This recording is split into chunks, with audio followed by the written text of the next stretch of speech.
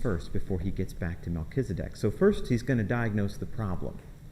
Verses chapter 5:11 to chapter 6 and verse 3. They haven't matured in their faith because they become dull of hearing.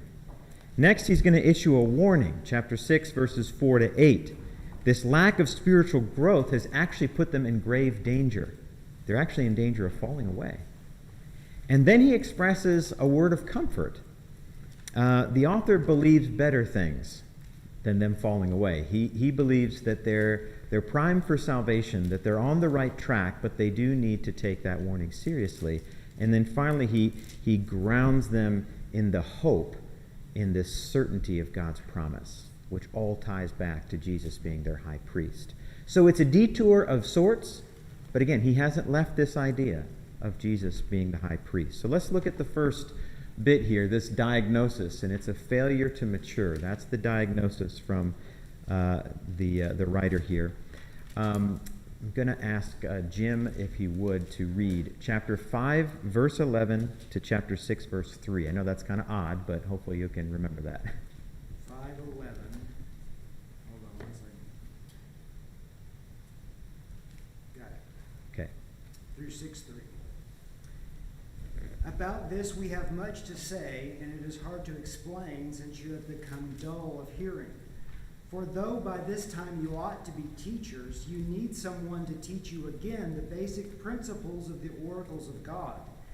You need milk, not solid food.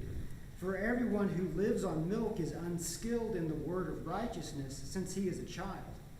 But solid food is for the mature, for those who have their powers of discernment trained by constant practice to distinguish good from evil. Therefore, let us leave the elementary doctrine of Christ and go on to maturity, not laying again a foundation of repentance from dead works and of faith toward God, and of instructions about washings, the laying of hands, the resurrection of the dead, and eternal judgment. And this we will do if God permits. Okay, thanks, Jim. You stopped at the precise moment. Very good. All right. So the problem is a failure to mature, right? We see that. And what's the remedy for this problem? What do they need to do? Does he say that we've got to rehearse these basics, or what does he say we have to do? Leave them up.